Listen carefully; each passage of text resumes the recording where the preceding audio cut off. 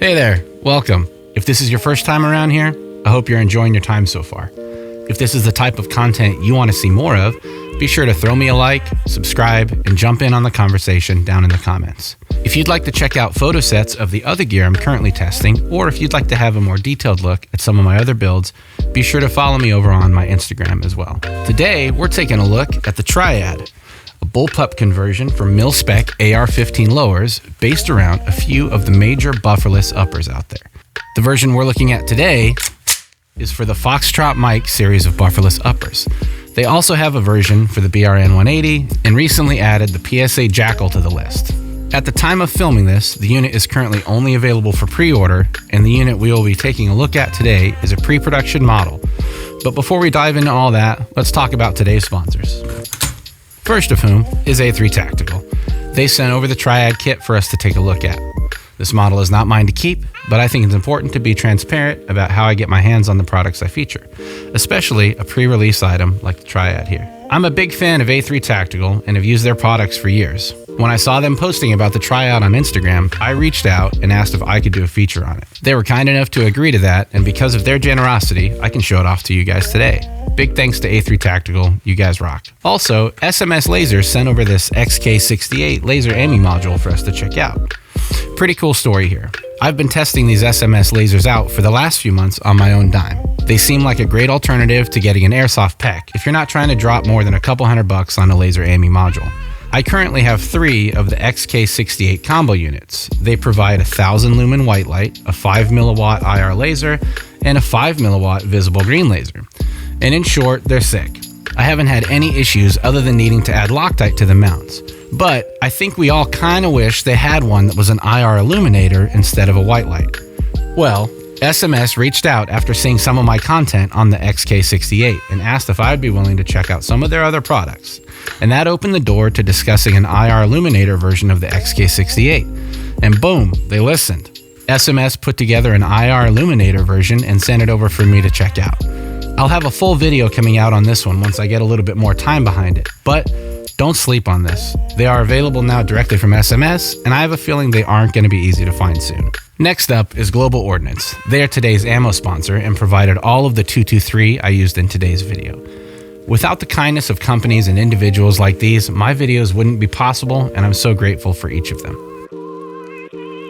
It's hard to deny the benefits of a Bullpup weapon system. Shorter package without sacrificing velocity. Another huge advantage of a Bullpup is the fact that the center of mass is closer to your core, making it not only much easier to wield, but that also means the recoil impulse is much easier to control.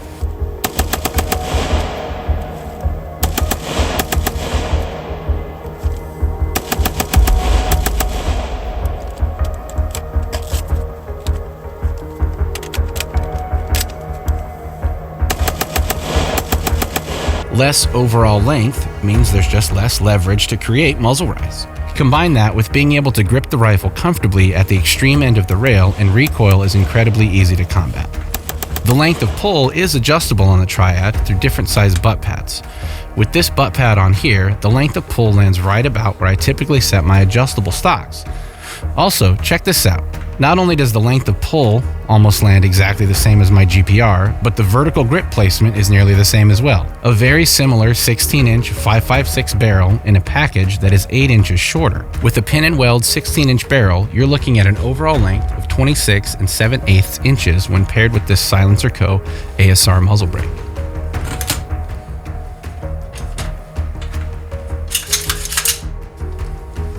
I typically like to set up my ARs with a light and a laser.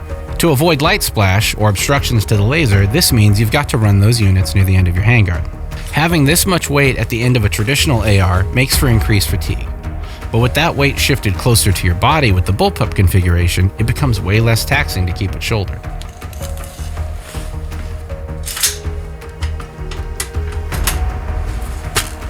You really notice this if you try to do reloads with the rifle in your shoulder pocket.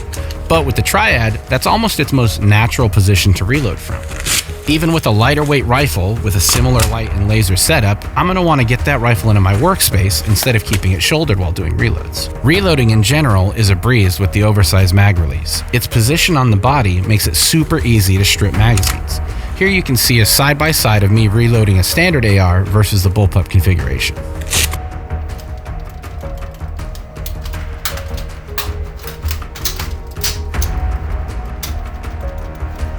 It was pretty surprising to see how similar they ended up. Different mechanics, but anything can be smoothed out with some training. I feel like the accessories really pull this package together. The enlarged handguard area and vertical grip ties so well into the aesthetics of both the FM15 upper and the Triad kit itself. The carry handle is not just there for looks either. Its full-length risen rail helps get anything that would be attached to your top rail out of the way of this charging handle area. It can be a struggle to avoid knuckling your fingers on your attachments when racking the bolt with side chargers, but this helps alleviate that issue. It's completely adjustable. You can even get different length top rail sections if you wanted one that wasn't so long. I initially had mine all the way at the end, and I thought it worked great out there when I was running the EOTech up top. But scooting it back made room for the laser to sit in front of the rail, out of my field of view, and it helped get the Vortex Spitfire into a better position for its eye relief. These fixed prisms don't have the longest eye relief, but I found a good balance between the red dot placement and magnified clarity. I can keep a nice heads-up attitude when using the red dot piggybacked, but if I need the precision that the 5x Spitfire offers, all I have to do is dig into the rifle a bit to eliminate any scope shadowing that happens from being a little farther back from the optic. I also like being able to tuck cables behind the carry handle for cable management. I'm running the pressure pad for the Surefire Scout at the 9 o'clock position and the pressure pad for the XK68 at the 11 o'clock position. This gives me a perfect place to add C-clamp-like downward pressure when firing, but also grants me quick access to either my white light or my laser without having to move my support hand much at all. The Triad kit also has QD sling attachment points on either side, and I added a sling attachment point along the rail section.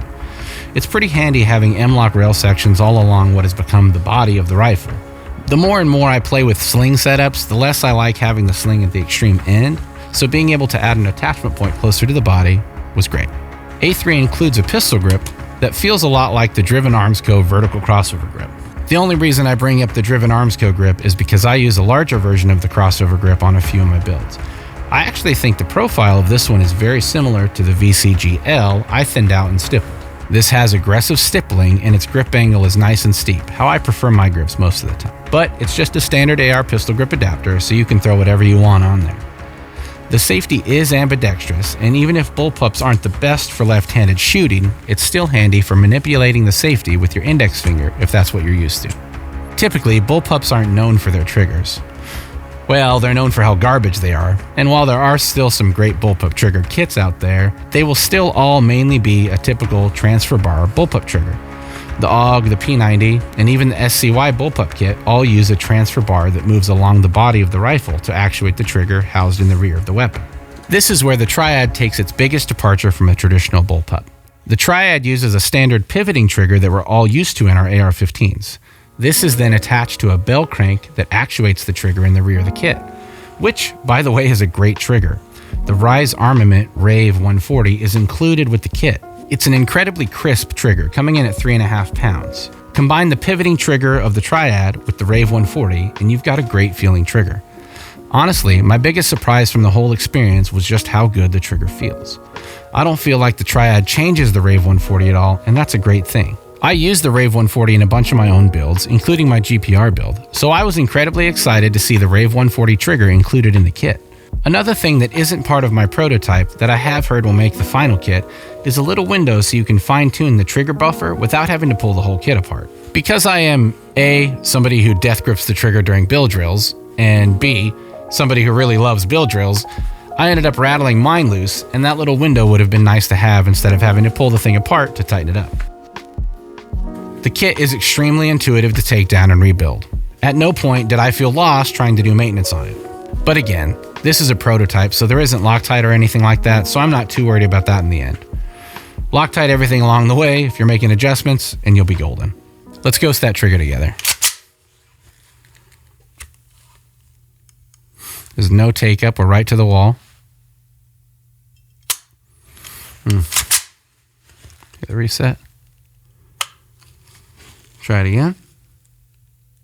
No take up, right to the wall. Really crispy. Okay, that reset one more time.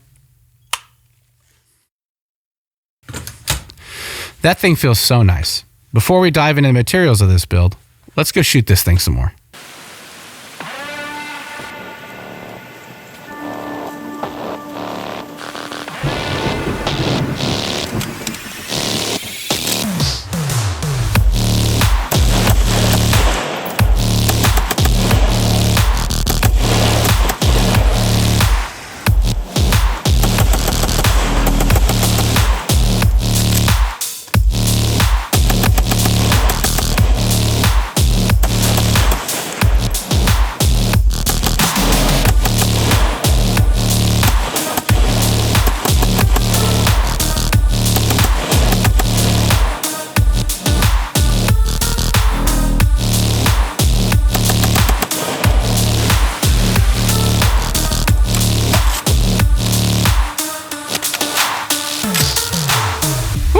That thing's fun to shoot. Surprisingly low recoiling, very easy to manage what you're being dealt. The center of mass being so close simply means there's less leverage for the muzzle to rise, and it's obvious. It's not like 5.56 recoils much to begin with, but this is practically laughable how little there is. Let's take a closer look at the build materials. The final materials will consist of an injected molded, fiber-reinforced Zytel polymer for the main chassis, 6061 aluminum for the trigger housing area. This also includes the safety and other various adapters. The trigger linkage and takedown lugs are 7075 aluminum, with the butt pad and cheek rest being an injected molded thermoplastic similar to a neoprene rubber. The cheek rest is really comfortable and feels way better than simply having a Magpul rail cover over the Picatinny slots like I do on my side build. All in all, this thing feels really solid, and for the pre-order price of about $700, that's a deal for what you're getting. You get the kit, you get the trigger, you get the ambidextrous controls, you get a cheek rest, you get different size butt pads so you can make sure you get the overall length requirement. I'm pretty interested in getting one of the pistol triad kits and throwing my 10.5-inch Jackal upper on it. I guess I'm a Bullpup guy now? Anyhow, thanks for hanging out for this one. I'm super stoked A3 Tactical chose to send me a kit to show off to you guys. If you enjoyed your stay, please subscribe, like the video, and throw a comment down below. I try my hardest to get back to everyone. I appreciate you all so much. Until next time, Bargain Bin out.